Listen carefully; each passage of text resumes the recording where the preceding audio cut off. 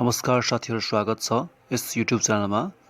लोकसेवासँग सम्बन्धित विभिन्न महत्त्वपूर्ण वस्तुगत प्रश्न उत्तरहरू लिएर उपस्थित भइसकेको छु। कृपया भिडियोलाई स्किप नगरिकन अन्तिमसम्म हेरेर साथ दिनुहोला, साथै च्यानललाई सब्स्क्राइब पनि गरिदिनुहोला। तपाईँको लागि प्रश्नहरू: नेपालको इतिहासमा कोत पर्व कहिले घटेको थियो? प्रश्न फेरि, नेपालको इतिहासमा कोत पर्व कहिले घटेको थियो? यस प्रश्नको सही जवाफ रहेको छ विक्रम सम्वत 1903 आश्विन 2 गते। महिला हिंसा विरुद्धको अन्तर्राष्ट्रिय दिवस कहिले मनाइन्छ? प्रश्न फेरि, महिला हिंसा विरुद्धको अन्तर्राष्ट्रिय दिवस कहिले मनाइन्छ? यस प्रश्नको सही जवाफ रहेको छ नोभेम्बर 25 मा मनाइन्छ। त्यस्तै गरी अर्को प्रश्न रहेको छ अपरेसन ब्लू केसँग सम्बन्धित रहेको छ? प्रश्न फेरि, अपरेसन ब्लू केसँग सम्बन्धित रहेको छ? यस प्रश्नको सही जवाफ रहेको छ बमजम समात्न सिआइबीले चलाएको योजनासँग सम्बन्धित रहेको छ। त्यस्तै विश्व माटो दिवस कहिले मनाइन्छ? प्रश्न फेरि, विश्व माटो दिवस कहिले मनाइने गर्दछ? सही जवाफ रहेको छ डिसेम्बर 5 मा विश्व माटो दिवस मनाइन्छ। अर्को प्रश्न, नोबेल पुरस्कार कतिवटा विधामा प्रदान गरिन्छ? प्रश्न फेरि, नोबेल पुरस्कार कतिवटा विधामा प्रदान गरिन्छ? यस प्रश्नको सही जवाफ रहेको छ 6 विधामा प्रदान गरिन्छ नोबेल पुरस्कार। अर्को प्रश्न, 38 साल पर्वको मुख्य योजनाकार को थिए? प्रश्न फेरि, 38 साल पर्वको मुख्य योजनाकार को थिए? सही जवाफ हो नरेन्द्र विक्रम शाह थिए। त्यस्तै गरी नेपालमा मौद्रिक नीति कसले जारी गर्छ? प्रश्न फेरि, नेपालमा मौद्रिक नीति कसले जारी गर्ने गर्दछ? यस प्रश्नको सही जवाफ रहेको छ नेपाल राष्ट्र बैंकले जारी गर्ने गर्दछ मौद्रिक नीति। सन् 2023 को मिस युनिभर्सको बन्न सफल भएकी छिन्? प्रश्न फेरि, सन् 2023 को मिस युनिभर्सको बन्न सफल भएकी छिन्? सही जवाफ रहेको छ सेनिस पलासियस हुन्। त्यस्तै गरी अर्को प्रश्नतर्फ जाउँ हामी। जगदम्बा श्री पुरस्कार 2079 कसले प्राप्त गर्न सफल भएको छ? प्रश्न फेरि, जगदम्बा श्री पुरस्कार 2079 कसले प्राप्त गर्न सफल भएको छ? यस प्रश्नको सही जवाफ रहेको छ टेकवीर मुखियाले प्राप्त गर्न सफल भएको छ। अर्को प्रश्न, मदन भण्डारी राजमार्गको लम्बाइ कति रहेको छ? प्रश्न फेरि, मदन भण्डारी राजमार्गको लम्बाइ कति रहेको छ? यस प्रश्नको सही जवाफ रहेको छ 1390 किलोमिटर रहेको छ मदन भण्डारी राजमार्गको लम्बाइ। अर्को प्रश्न, पृथ्वीनारायण शाहको जन्म कहिले भएको थियो? प्रश्न फेरि एकपटक, पृथ्वीनारायण शाहको जन्म कहिले भएको थियो? यस प्रश्नको सही जवाफ तपाईँहरूले अनुमान गर्नुभयो होला 1779 पौष 27 गते भएको थियो। अर्को प्रश्न, ग्रीष्मकालीन ओलम्पिकको सुरुवात कहिले र कहाँबाट भएको थियो? प्रश्न फेरि, ग्रीष्मकालीन ओलम्पिकको सुरुवात कहिले र कहाँबाट भएको थियो? यस प्रश्नको सही जवाफ रहेको छ सन् 1896 ग्रिसको एथेन्सबाट भएको थियो।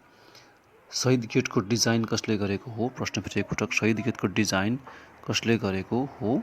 यस प्रश्नको सही रहेको छ रत्नबहादुर तुलाधरले गरेको शहीद गेटको डिजाइन। अर्को प्रश्न, नेपालमा सबैभन्दा बढी पर्यटक भारतबाट 34.1% आउने गर्छ भने दोस्रो सबैभन्दा बढी कुन देशबाट आउने गर्दछ?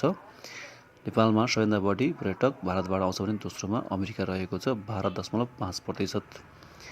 अर्को प्रश्न, किमाथाङका भन्ज्याङ कुन जिल्लामा रहेको छ? प्रश्न फेरि, किमाथाङका भन्ज्याङ कुन जिल्लामा रहेको छ? यस प्रश्नको सही जवाफ तपाईँहरूले अनुमान गर्नुभयो होला सङ्खुवासभा जिल्लामा रहेको छ किमाथाङका भन्ज्याङ।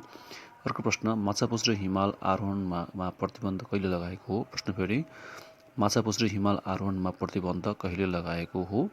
यस प्रश्नको सही जवाफ तपाईँहरूले अनुमान गर्नुभयो होला विक्रम सम्वत 2020 फागुन 5 गते। त्यस्तै गरी जनगणना 2078 अनुसार वार्षिक जनसङ्ख्या वृद्धि दर सबैभन्दा न्यून रहेको गाउँपालिका कुन हो? प्रश्न फेरि, जनगणना 2078 अनुसार वार्षिक जनसङ्ख्या वृद्धि दर सबैभन्दा न्यून रहेको गाउँपालिका कुन हो? सही जवाफ रहेको छ चौरी देउराली गाउँपालिका जुन काभ्रेपलाञ्चोक जिल्लामा रहेको छ। अर्को प्रश्न, गोक्यो ताल कुन जिल्लामा रहेको छ? प्रश्न फेरि एकपटक, गोक्यो ताल कुन जिल्लामा रहेको छ? यस प्रश्नको सही जवाफ तपाईँहरूले अनुमान गर्नुभयो होला सोलुखुम्बु जिल्लामा रहेको छ गोक्यो ताल। अर्को प्रश्न, दिगो विकासको चौथो लक्ष्य के रहेको छ? प्रश्न फेरि, दिगो विकासको चौथो लक्ष्यमा के रहेको छ? यस प्रश्नको सही रहेको छ शिक्षा रहेको छ दिगो विकासको चौथो लक्ष्यमा। अर्को प्रश्न हेरौँ, संयुक्त राष्ट्र सङ्घको झन्डा कहिलेबाट प्रचलनमा ल्याएको हो? प्रश्न फेरि, संयुक्त राष्ट्र सङ्घको झन्डा कहिलेबाट प्रचलनमा ल्याएको हो? यस प्रश्नको सही जवाफ रहेको छ सन् 1947 अक्टोबर 20 मा। त्यस्तै जनसङ्ख्या वृद्धि दर सबैभन्दा धनात्मक रहेको जिल्ला कुन हो? प्रश्न फेरि, जनसङ्ख्या वृद्धि दर सबैभन्दा धनात्मक भएको जिल्ला कुन हो? यस प्रश्नको सही जवाफ रहेको छ भक्तपुर 3.35% रहेको छ जनसङ्ख्या वृद्धि दर भक्तपुरको। सूर्यबाट सबैभन्दा नजिकको तारा कुन हो? प्रश्न फेरि एकपटक, सूर्यबाट सबैभन्दा नजिकको तारा कुन रहेको छ? यस प्रश्नको सही जवाफ रहेको छ प्रोक्सिमा सेन्चुरी हो सूर्यबाट सबैभन्दा नजिकको तारा। अर्को प्रश्न, फिस्टे महाराज भनेर कुन राणा प्रधानमन्त्रीलाई चिनिन्छ? प्रश्न फेरि, फिस्टे महाराज भनेर कुन राणा प्रधानमन्त्रीलाई चिनिन्छ? यस प्रश्नको सही जवाफ रहेको छ चन्द्र शमशेरलाई चिनिन्छ फिस्टे महाराज भनेर। त्यस्तै गरी विश्व रेड क्रस दिवस कहिले मनाइन्छ? प्रश्न फेरि एकपटक, विश्व रेड क्रस दिवस कहिले मनाइने गर्दछ? यस प्रश्नको सही जवाफ रहेको छ मे 8 मा विश्व रेड क्रस दिवस मनाइने गरिन्छ। त्यस्तै विश्व वातावरण दिवस कहिले मनाइन्छ? प्रश्न फेरि एकपटक, विश्व वातावरण दिवस कहिले मनाइने गर्दछ? यस प्रश्नको सही जवाफ तपाईँहरूले अनुमान गर्नुभयो होला, जुन 5 मा विश्व वातावरण दिवस मनाइने गर्दछ। अर्को प्रश्नतर्फ जाउँ हामी। राष्ट्रिय चलचित्र पुरस्कार 2080 मा सर्वश्रेष्ठ अभिनेताबाट सम्मानित कलाकार को हुन्? प्रश्न फेरि, राष्ट्रिय चलचित्र पुरस्कार 2080 मा सर्वश्रेष्ठ अभिनेताबाट सम्मानित कलाकार को हुन्? सही जवाफ रहेको छ हरिवंश आचार्य। अर्को प्रश्न हेरौँ। राणाहरूलाई एबीसी वर्गमा विभाजन गर्ने राणा प्रधानमन्त्री को हुन्? प्रश्न फेरि, राणाहरूलाई एबीसी वर्गमा विभाजन गर्ने राणा प्रधानमन्त्री को हुन्? यस प्रश्नको सही जवाफ रहेको छ चन्द्र शमशेर। त्यस्तै अर्को प्रश्नतर्फ जाउँ हामी। शीतयान महाकाव्यका लेखक को हुन्? प्रश्न फेरि, शीतयान महाकाव्यका लेखक को हुन्? यस प्रश्नको सही जवाफ रहेको छ डाक्टर रमेश चन्द्र अधिकारी। अर्को प्रश्न, अन्तरिक्षको दूरी कुन आधारमा मापन गर्ने गरिन्छ? प्रश्न फेरि एकपटक, अन्तरिक्षको दूरी कुन आधारमा मापन गर्ने गरिन्छ? यस प्रश्नको सही जवाफ रहेको छ प्रकाश वर्षको आधारमा मापन गर्ने गरिन्छ अन्तरिक्षको दूरी। त्यस्तै विश्वको पहिलो सञ्चार उपग्रह कुन हो? प्रश्न फेरि एकपटक, विश्वको पहिलो सञ्चार उपग्रह कुन रहेको छ? यस प्रश्नको सही जवाफ रहेको छ अर्ली बर्ड विश्वको पहिलो सञ्चार उपग्रह हुन्। त्यस्तै नेपाली भाषालाई राष्ट्रभाषाको मान्यता दिने संविधान कुन हो? प्रश्न फेरि एकपटक, नेपाली भाषालाई राष्ट्रभाषाको मान्यता दिने संविधान कुन हो? यस प्रश्नको सही जवाफ तपाईँहरूले अनुमान गर्नुभयो होला, नेपालको संविधान 2015 हो। त्यस्तै म्याग्ना कार्टामा हस्ताक्षर गर्ने राजा जोन तृतीय कुन वंशका राजा थिए? प्रश्न फेरि, म्याग्ना कार्टामा हस्ताक्षर गर्ने राजा जोन तृतीय कुन वंशका राजा थिए? यस प्रश्नको सही जवाफ रहेको छ नर्मन वंशका राजा थिए जोन तृतीय। त्यस्तै अर्को प्रश्न, दृष्टिविहीन र बहिराबाट विश्वमै स्नातक गर्ने पहिलो व्यक्ति को हुन्? प्रश्न फेरि एकपटक, दृष्टिविहीन र बहिराहरूबाट विश्वमै स्नातक गर्ने पहिलो व्यक्ति को हुन्? यस प्रश्नको सही जवाफ रहेको छ हेलन किलर सन् 1904। त्यस्तै अर्को प्रश्न, रामरोशन पर्यटकीय स्थल कुन जिल्लामा रहेको छ? प्रश्न फेरि एकपटक, रामरोशन पर्यटकीय स्थल कुन जिल्लामा रहेको छ? यस प्रश्नको सही जवाफ तपाईँहरूले अनुमान गर्नुभयो होला, अछाम जिल्लामा रहेको छ रामरोशन पर्यटकीय स्थल। स्वास्नी मान्छे नामक कृति कसले लेखेका हुन्? प्रश्न फेरि एकपटक, स्वास्नी मान्छे नामक कृतिको लेखक को हुनुहुन्छ? यस प्रश्नको सही जवाफ रहेको छ हृदयचन्द्र सिंह हुन् स्वास्नी मान्छे कृतिका लेखक। दिगो विकासको शब्दको सर्वप्रथम प्रयोग गर्ने व्यक्ति को हुन्? प्रश्न फेरि, दिगो विकास शब्दको सर्वप्रथम प्रयोग गर्ने व्यक्ति को हुन्? यस प्रश्नको सही जवाफ तपाईँहरूले अनुमान गर्नुभयो होला, डाक्टर ग्रो हार्लेम ब्रुडल्यान्ड हुन् दिगो विकास शब्दको प्रयोग गर्ने पहिलो व्यक्ति। दक्षिण एसियाली फुटबल सङ्गठन साफको स्थापना कहिले भएको थियो? प्रश्न फेरि, दक्षिण एसियाली फुटबल सङ्गठन साफको स्थापना कहिले भएको थियो? यस प्रश्नको सही जवाफ रहेको त सन् 1993 मा भएको थियो साफको स्थापना। त्यस्तै अर्को प्रश्न, नेटोको स्थापना कहिले भएको थियो? प्रश्न फेरि एकपटक, नेटोको स्थापना कहिले भएको थियो? सही जवाफ रहेको छ सन् 1949 अप्रिल 4 मा भएको थियो नेटोको स्थापना। नेपालमा निजी क्षेत्रबाट लगानी भई सञ्चालन आएको जलविद्युत आयोजना कुन हो? प्रश्न फेरि, नेपालमा निजी क्षेत्रबाट लगानी भई सञ्चालन आएको जलविद्युत आयोजना कुन हो? यस प्रश्नको सही जवाफ रहेको छ खिम्ती जलविद्युत आयोजना, जुन 60 मेगावाट रहेको छ।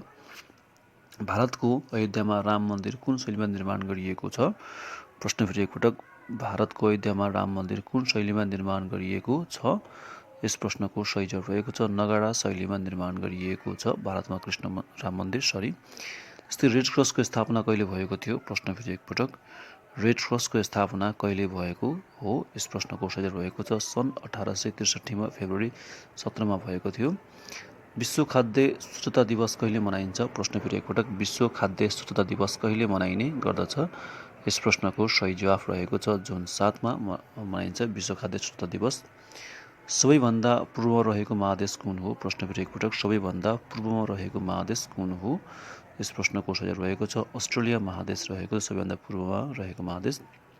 सबैभन्दा ठुलो तारामण्डल कुन हो? प्रश्न फेरि एकपटक, सबैभन्दा ठुलो तारामण्डल कुन रहेको छ? यस प्रश्नको सही जवाफ रहेको छ हाइड्रा मण्डल रहेको छ सबैभन्दा ठुलो तारामण्डल। त्यस्तै सन् 1994 मा बृहस्पति ग्रहसँग ठोक्किएर चकनाचुर भएको पुच्चे तारा कुन हो? प्रश्न फेरि सन् 1994 मा बृहस्पति ग्रहसँग ठोक्किएर चकनाचुर भएको पुच्चे तारा कुन थियो? सही जवाफ रहेको छ सुमेकर लेबी पुच्चे तारा थियो। त्यस्तै लेक असाल जिबुटी कुन महादेशको सबैभन्दा होचो भाग हो? प्रश्न फेरि लेक असाल जिबुटी कुन महादेशको सबैभन्दा होचो भाग हो? सही जवाफ रहेको छ अफ्रिका महादेशको सबैभन्दा होचो भाग रहेको छ।